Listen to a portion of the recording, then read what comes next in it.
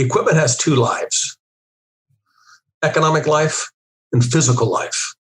And the physical life will always outstrip the economic life. What do you mean by that? Can you explain that a little bit? Yeah. With enough baling wire and spit, you can pretty much keep a washer or a dryer going forever. But the problem is, in doing that, is that you have a couple of factors that work against you. One is your repairman's getting wealthy. Okay. You have customer dissatisfaction because they don't trust your equipment's going to work when they go in there. So they may be leaving you for another laundromat because they don't trust the reliability of your equipment. Mm-hmm. Okay. You may not be giving refunds on a regular basis or getting it back to them quick enough. And that now you've further damaged your relationship, or your relationship with your client took a hit. And so the physical life will be there. The economic life is that when it gets to a point where the cost of new equipment is equal to the cost of repair, replace the equipment. And now comes the big test. The big test is, what are you going to replace it with? Now, I'm not particularly talking about the brand.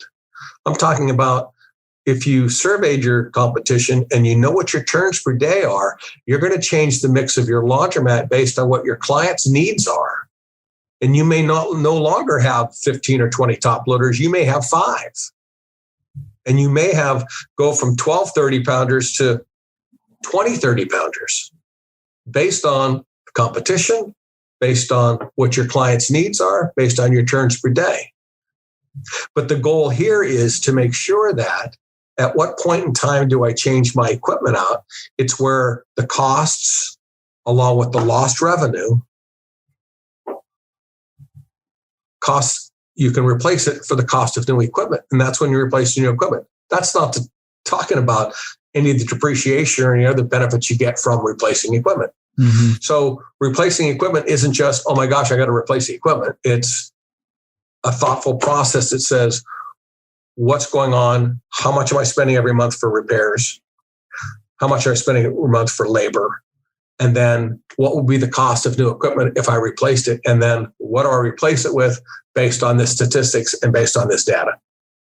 I love that, because I think a lot, people ask me all the time, right? Like, how do I know when to replace equipment? And I like this kind of systematic approach, because we're told all the time, like, replace equipment after a certain number of years, or your equipment's just looking aging, so replace it. But I love what you're saying, because this gives us numbers, right? It gives us a hard, definite, here's when you need to replace them. And you only need to replace them when it makes sense economically to replace them. Right.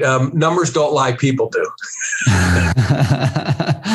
Numbers are solid. You can look at them and you can go, oh my gosh, I didn't know. It always gives me great pleasure when you talk to somebody who really hasn't studied turns per day. And, I have a form that I give them in Excel that's really easy. And, people, we'll talk about a card and coin, but I'm going to talk about coin because that's really what I do.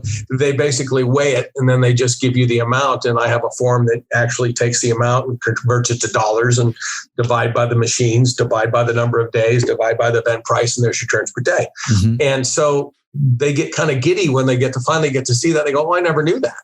And you go, oh, and how long have you had the laundromat? Oh, about 2 years. And they go, oh, and who'd you buy it from? Yeah. It's like, here's your package. This is what you should have been handed or should have been discussed when you originally bought it. I want the call. Do you think I should be doing 40s or 50s or 40s or 60s? And you go, okay, well, what do you need? Let me see what your action is. What's your competition? Is there a hole?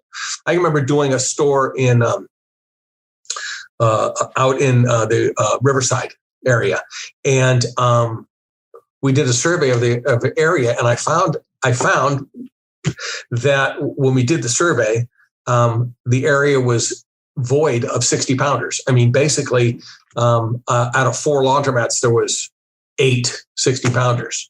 And I looked at the client and I said, I'd put 5 or 6, 8 60-pounders in this store because the neighborhood doesn't have them. And it turned out to be a big benefit for them because they're doing more volume than they did before. And it's because of those 60 pounders. But we wouldn't have known that had we not surveyed the area and looked at whether or not there's a hole in the neighborhood.